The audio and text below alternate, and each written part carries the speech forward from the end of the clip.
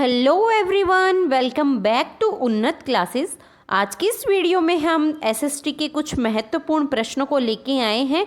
तो ये वीडियो आपके लिए जो राजस्थान के अपकमिंग एग्ज़ाम्स हैं उनके लिए बहुत ही इम्पोर्टेंट होने वाला है।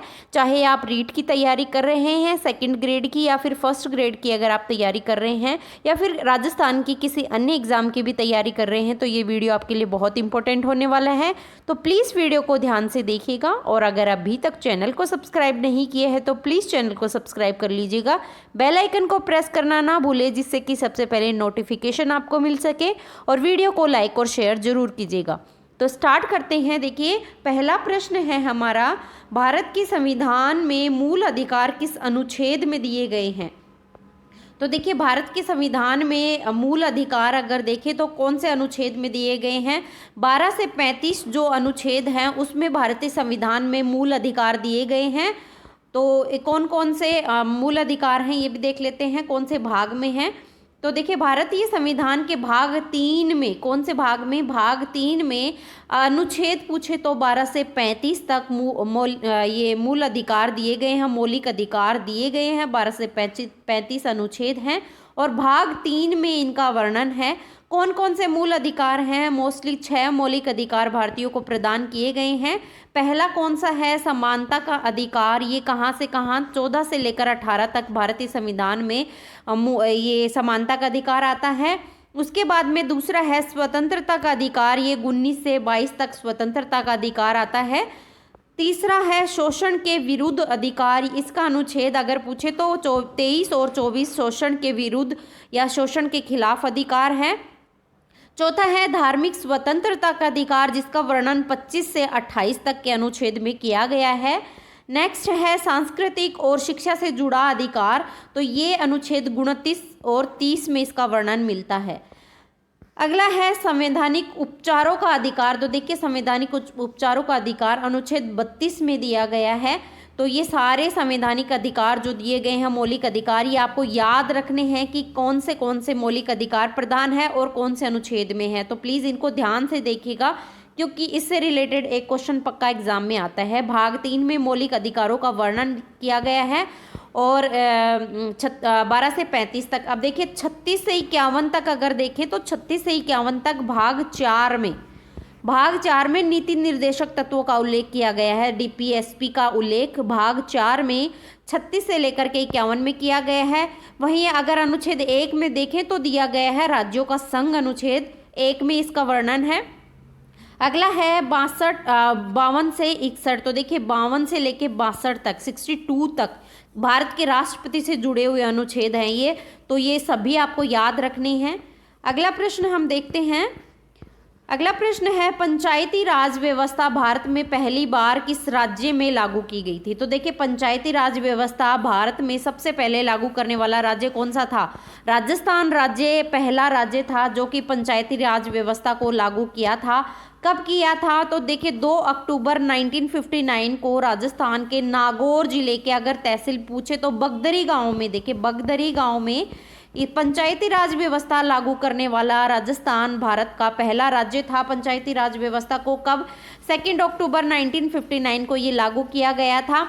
उसके बाद में अगर देखें तो आंध्र प्रदेश का नाम आता है। राजस्थान के बाद दूसरा राज्य अगर देखें तो आंध्र प्रदेश इसमें आता है। आंध्र प्रदेश ने कब लागू की थी? तो 11 अक्टूबर 1959 को ये इसने आंध्र प्रदेश ने भी पंचायती राज व्यवस्था को लागू किया था। नेक्स्ट क्वेश्चन है हमारा, भारत का सबसे बड़ा राज्य क्षेत्रफल के आधार पर कौन सा है? तो देखिए कौन सा होगा? राजस्थान ही क्षेत्रफल के आधार पर सबसे बड़ा राज्य है भारत का। इसका कुल क्षेत्रफल देखें तो देखिए सबसे बड़ा राज्य है राजस्थान। कुल क्षेत्रफल 3,42,239 वर्ग किलोमीटर राजस्थान का कुल क्षेत्रफल है। तो ये भारत का सबसे बड़ा राज्य कौन सा? राजस्थान राज्य। नेक्स्ट क्वेश्चन है, भारत का पहला गवर्नर जनरल कौन था? तो देखिए भारत का पहला गवर्नर जनरल कौन थे? वॉरेन हेस्टिंग्स भारत के पहले गवर्नर जनरल थे। ये वॉरेन हेस्टिंग्स का वैसे देखें तो बंगाल के गवर्नर जनरल के रूप में कार्यरत थे। पहले भारत के गवर्नर जनरल बने थे। कब बने थे? तो इनका अगर कार्यकाल पूछे तो 1773 से लेकर 1785 तक इनका कार्यकाल था। 1773 से लेकर के 1785 तक इनका कार्यकाल था वॉरेन हेस्टिंग्स का। अब इन्होंने क्या क्या कार्य किए थे, तो देखिए 1772 में राजस्व बोर्ड की स्थापना की गई थी वॉरेन हेस्टिंग्स के द्वारा। उसके साथ ही उन्होंने शासन की दोहरी प्रणाली को भी ख़त्म किया था। तो देखिए इससे रिलेटेड सारी जो भी डिटेल है वो मैं आपको ये बता रही हूँ, तो आपको इसको ध्यान से सुनिएगा। पहला राजस्व बोर्ड की स्थापना की, सेकंड उन्होंने दोहरी प्रणाली को ख़त्म किया था। अगला है 1784 में कलकत्ता में विलियम जोन्स के साथ बंगाल की एशियाटिक सोसाइटी की स्थापना भी इनके द्वारा की गई थी। तो ये भी क्वेश्चन काफ़ी बार पूछा गया एग्जाम में कि बंगाल की एशियाटिक सोसाइटी की स्थापना किसने की थी, तो किसने की थी, वॉरेन हेस्टिंग्स ने विलियम जोन्स के साथ मिलकर 1784 में बंगाल की एशियाटिक सोसाइटी की स्थापना की थी। उन्होंने सिविल सेवा की भी नींव रखी थी, किसके द्वारा, वॉरेन हेस्टिंग्स के द्वारा। अब ये क्वेश्चन तो काफ़ी बार पूछा गया है कि बंगाल टाइगर के नाम से किसे जाना जाता है, तो वॉरेन हेस्टिंग्स को बंगाल टाइगर के नाम से भी जाना जाता है। नेक्स्ट क्वेश्चन है प्रथम विश्व युद्ध कब शुरू हुआ था, तो देखिए प्रथम विश्व युद्ध कब शुरू हुआ था, 1914 में प्रथम विश्व युद्ध शुरू हुआ था। 1914 से प्रथम विश्व युद्ध की शुरुआत हुई थी। प्रथम विश्व युद्ध कब, 28 जुलाई 1914 को शुरू हुआ और 11 नवंबर 1918 को समाप्त हुआ था। तो 1914 से लेकर के 18 तक प्रथम विश्व युद्ध माना जाता है। नेक्स्ट क्वेश्चन है हमारा, कौन सा ग्रह लाल ग्रह के नाम से जाना जाता है, रेड प्लेनेट कौन सा ग्रह है, तो देखिए रेड प्लेनेट के नाम से मंगल जो ग्रह है ना वो लाल ग्रह की श्रेणी में आता है, लाल ग्रह के नाम से जाना जाता है क्योंकि इसकी सतह पर लोह के ऑक्साइड के कारण इसको रेड प्लेनेट के नाम से जानते हैं। सबसे मतलब इसकी जो सतह है उस पर लोहे के ऑक्साइड पाए गए हैं, इसलिए दिखने में लाल रंग का दिखाई देता है, इसलिए इसे रेड प्लेनेट कहते हैं।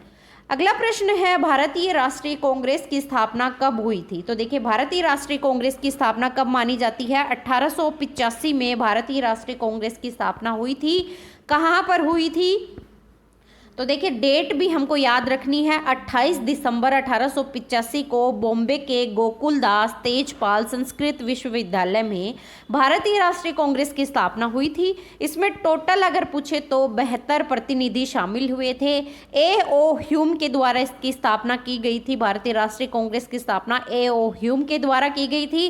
A.O. ह्यूम महासचिव के रूप में पदभार संभाले और कलकत्ता के वोमेश चंद्र बनर्जी को अध्यक्ष के रूप में नियुक्त किया गया।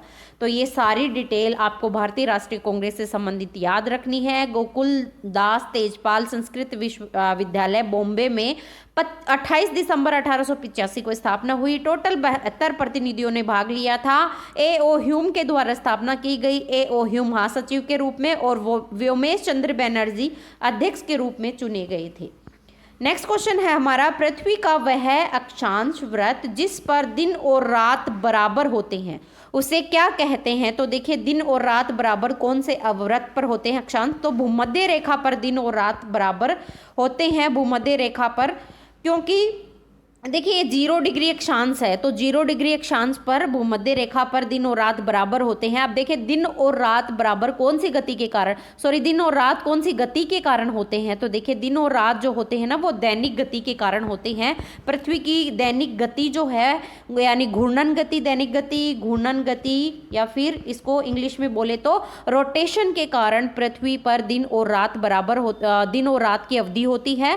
क्या होता है कि पृथ्वी को अपने अक्ष पर घूमने में टोटल 24 घंटे का समय लगता है और जो पृथ्वी का भाग सूर्य के सामने होता है वहाँ दिन होगा और जो सूर्य के अपोजिट साइड में होगा वहाँ रात होगी। तो पृथ्वी की दैनिक गति या घूर्णन गति या रोटेशन के कारण दिन और रात होते हैं। और कहाँ पर बराबर होते हैं, तो भूमध्य रेखा पर 0 डिग्री अक्षांश पर बराबर होते हैं। नेक्स्ट क्वेश्चन है हमारा, किस गवर्नर जनरल ने डाक टिकट प्रणाली शुरू की थी, तो देखिए डाक टिकट प्रणाली शुरू करने वाले कौन थे, लॉर्ड डलहौजी ने डाक टिकट प्रणाली शुरू की थी। लॉर्ड डलहौजी के द्वारा स्टार्ट की गई थी डाक टिकट प्रणाली। भारत के आधुनिक डाक प्रणाली को डाक टिकट का आरंभ 1854 में कब किया गया था, 1854 में लॉर्ड डलहौजी के द्वारा किया गया था। नेक्स्ट क्वेश्चन है, राजस्थान में थार मरुस्थल किस क्षेत्र में स्थित है? तो देखिए राजस्थान में थार मरुस्थल कौन से क्षेत्र में स्थित होगा? राजस्थान कौन से क्षेत्र में? पश्चिमी भाग में थार के मरुस्थल का विस्तार है। ज़्यादातर अगर देखें राजस्थान के जैसलमेर जिले में इसका विस्तार सबसे ज़्यादा है, और पूरे ऐसे अगर राजस्थान में देखें तो पश्चिमी क्षेत्र में थार के मरुस्थल का विस्तार सबसे ज़्यादा अधिक है। पश्चिमी भाग में स्थित है और भारत और पाकिस्तान तक ये फैला हुआ है थार का मरुस्थल। नेक्स्ट क्वेश्चन है, भारतीय संविधान में कुल कितने अनुच्छेद हैं? तो देखिए भारतीय संविधान में कुल 448 अनुच्छेद हैं। अब भी अगर देखें करंट में तो 448 अनुच्छेद हैं। पहले 395 थे मूल संविधान में। देखते हैं, संविधान को 26 नवंबर 1949 को संविधान की सभा ने अपनाया था और 26 जनवरी 1950 को लागू हुआ था। तो अपनाया अगर पूछा जाए तो 26 नवंबर 1949 को, और लागू कब किया गया? तो 26 जनवरी 1950 को ये लागू हुआ था। संविधान में मूल रूप से 395 अनुच्छेद थे, लेकिन समय समय पर इनमें संशोधन हुआ, जिसके कारण इनकी संख्या बढ़कर 448 हो गई है। भारतीय संविधान में वर्तमान में अगर देखें, ये आपको याद रखनी है, देखिए वर्तमान में अनुच्छेद कितने हैं? 448। भाग पूछे तो 25 भाग हैं, और अनुसूची पूछे तो 8 अनुसूची हैं। और मूल संविधान में पूछे तो 395 अनुच्छेद थे, 22 भाग थे और 8 अनुसूचियां थी मूल संविधान में। लेकिन करंट में ये आपको तीनों याद रखनी है, 25 भाग हैं, 12 अनुसूचियां हैं और 448 अनुच्छेद हैं। नेक्स्ट क्वेश्चन है हमारा, कौन सा राज्य काले सोने या कोयले के उत्पादन के लिए प्रसिद्ध है? तो कौन सा राज्य है? झारखंड राज्य है जो काले सोने या अर्थात कोयले के उत्पादन के लिए प्रथम स्थान पे आते हैं। तो झारखंड भारत में कोयले में सबसे बड़ा उत्पादक राज्य में से एक है। नेक्स्ट क्वेश्चन है, भारत में प्लासी का युद्ध कब हुआ था? तो प्लासी का युद्ध कब? 1757 में प्लासी का युद्ध होता है। कहाँ किसके मध्य हुआ? तो देखिए प्लासी का युद्ध 1757 में अंग्रेजों और बंगाल के जो नवाब सिराजुद्दौला थे उनके बीच में ये युद्ध होता है, और इसमें जीत किसकी होती है? तो अंग्रेजों की इसमें जीत होती है। प्लासी के युद्ध में 1757 में होता है। नेक्स्ट क्वेश्चन है, संविधान के किस अनुच्छेद के तहत शिक्षा का अधिकार का उल्लेख है? कौन से अनुच्छेद में शिक्षा के अधिकार का उल्लेख है? तो देखिए भारतीय संविधान के अनुच्छेद जो 21A है उसमें शिक्षा के अधिकार का उल्लेख है। अनुच्छेद 21A में इसमें क्या दिया गया है? इसमें कहा गया है कि अनुच्छेद 21A के तहत कि जो 6 से 14 वर्ष के बालक हैं उनको मुफ्त और अनिवार्य शिक्षा का अधिकार दिया गया है। कौन से अनुच्छेद में? अनुच्छेद 21A में, कि 6 से 14 वर्ष के किसी भी बालक को शिक्षा प्राप्त हो और मुफ्त और अनिवार्य शिक्षा प्राप्त हो। नेक्स्ट क्वेश्चन है, भारतीय स्वतंत्रता संग्राम के दौरान किसने सत्याग्रह शब्द का उपयोग सबसे पहले किया था? सत्याग्रह शब्द का प्रयोग करने वाले सबसे पहले कौन थे? तो वे थे कौन? महात्मा गांधी ने सबसे पहले सत्याग्रह शब्द का उल्लेख किया था। सत्याग्रह शब्द का अर्थ क्या होता है? सत्य के प्रति आग्रह। सबसे पहले महात्मा गांधी ने सत्याग्रह शब्द का प्रयोग किया था स्वतंत्रता संग्राम के दौरान। अब देखिए इंपॉर्टेंट क्या है कि महात्मा गांधी ने 1906 में कहाँ पर सत्याग्रह शब्द का प्रयोग किया था? दक्षिण अफ्रीका में रंग भेद के खिलाफ सत्याग्रह शब्द का सबसे पहले प्रयोग किया था। आपको ये बिल्कुल याद रखना है। ये भी क्वेश्चन पूछा जाता है कि सत्याग्रह शब्द का प्रयोग महात्मा गांधी ने कब किया? तो देखिए दक्षिण अफ्रीका में, आपको यहाँ लिख देती हूँ, दक्षिण अफ्रीका में 1906 में सबसे पहले सत्याग्रह शब्द का प्रयोग महात्मा गांधी के द्वारा किया गया था। नेक्स्ट क्वेश्चन है, भारतीय संविधान का प्रस्तावना यानी प्रियम्बल किससे प्रेरित है? कौन से संविधान से प्रेरित है? तो ये देखिए अमेरिका के संविधान से ही प्रेरित है। भारतीय संविधान की प्रस्तावना है वो अमेरिका के संविधान से प्रेरित है। भारतीय संविधान की प्रस्तावना अमेरिका से प्रेरित है। इसमें सबसे पहले लिखा गया है पहले ही पृष्ठ पे कि वी द पीपल यानी हम भारत के लोग, लोकतांत्रिक मूल्य का उल्लेख इसमें किया गया है। इसे देखिए अगर पूछे कि तैयार किसके द्वारा किया गया था तो पंडित जवाहरलाल नेहरू JL नेहरू के द्वारा इसे तैयार किया गया था।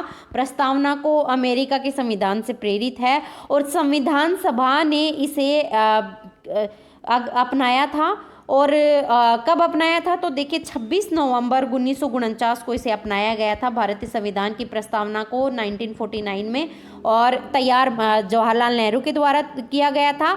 भारतीय संविधान की जो प्रस्तावना है ना, उसे संविधान की सारांश, संविधान की आत्मा या संविधान का हृदय के नाम से हम इसको जानते हैं, कह सकते हैं। तो भारतीय संविधान की प्रस्तावना भारतीय संविधान की आत्मा है, हृदय है, या फिर उसका सारांश है। 26 नवंबर 1949 को अपनाया गया था। पंडित जवाहरलाल नेहरू ने इसे तैयार किया था और अमेरिका के संविधान से प्रेरित है। अगला क्वेश्चन है, राजस्थान का कौन सा जिला 7 ध्रुवीय पर्यटन स्थल के लिए प्रसिद्ध है? तो कौन सा जिला है, तो देखिए उदयपुर जो जिला है ना, वो 7 ध्रुवीय पर्यटन स्थल के लिए प्रसिद्ध है। उदयपुर को 7 ध्रुवीय पर्यटन स्थल कहा जाता है क्योंकि यहाँ झीलों और महलों के कारण ये बहुत ही प्रसिद्ध है। झीलों की नगरी है उदयपुर, इसीलिए इसे 7 ध्रुवीय पर्यटन स्थल कहा जाता है। अगला क्वेश्चन है, भारत में पहली बार भारत छोड़ो आंदोलन कब शुरू हुआ था? कब हुआ था? तो 1942 में भारत में पहली बार भारत छोड़ो आंदोलन की शुरुआत हुई थी। किसके द्वारा की गई थी? तो महात्मा गांधी जी के द्वारा। इसके महात्मा गांधी जी के नेतृत्व में भारत छोड़ो आंदोलन की शुरुआत हुई। 9 अगस्त 1942 को ये स्टार्ट होता है। अगला प्रश्न है, भारत का सबसे लंबा नदी पुल कौन सा है? तो देखिए भारत का सबसे लंबा नदी पुल अगर देखें तो कौन सा? धौला सदिया नदी पुल भारत का सबसे लंबा नदी पुल है। कहाँ पर स्थित है? तो ये असम राज्य में स्थित है भारत का सबसे लंबा नदी पुल, असम में धौला सदिया पुल। इससे और किस अन्य नाम से जानते हैं? तो भूपेन हजारिका सेतु पुल के नाम से इसे जानते हैं, भूपेन हजारिका सेतु या फिर धौला सदिया पुल। कौन से राज्य में? असम राज्य में स्थित है। और यह कौन सी नदी पर बना है? तो ब्रह्मपुत्र नदी पर बना है, भारत का सबसे लंबा नदी पुल है। बहुत ही इंपॉर्टेंट क्वेश्चन है, आपको ध्यान रखना है, सबसे लंबा नदी पुल। नेक्स्ट क्वेश्चन है, भारत का राष्ट्रीय गान जन गण मन कितने समय में गाया जाता है? तो राष्ट्रीय गान को गाने में कितना समय लगता है? तो इसे गाने में 52 सेकंड का समय लगता है। भारतीय राष्ट्रीय गान को गाने में समय लगता है 52 सेकंड का। राष्ट्रीय गान को गाने में 52 सेकंड का समय लगता है। इसे मूल रूप से गुरुदेव रविंद्रनाथ टैगोर ने बांग्ला में लिखा था। कौन सी भाषा में लिखा गया था? बांग्ला में। संविधान ने इसे कब अपनाया था? तो देखिए संविधान ने इसे 24 जनवरी 1950 को हिंदी में अपनाकर भारत का राष्ट्रगान घोषित किया था। कब? 24 जनवरी 1950 को। तो ये थे हमारे देखिए आज के महत्वपूर्ण प्रश्न, जो कि हर एग्ज़ाम के लिए, स्पेशली राजस्थान के एग्ज़ाम के लिए ये बहुत ही इम्पोर्टेंट है। तो प्लीज़ आपने अभी तक अगर चैनल को सब्सक्राइब नहीं किया है तो चैनल को सब्सक्राइब कर लीजिएगा और बेल आइकन को भी प्रेस कर लीजिएगा, जिससे कि सबसे पहले नोटिफिकेशन आपको मिल सके। और वीडियो को लाइक और शेयर ज़रूर कीजिएगा। तो फिर मिलते हैं हम नेक्स्ट वीडियो में। जय हिंद, जय भारत।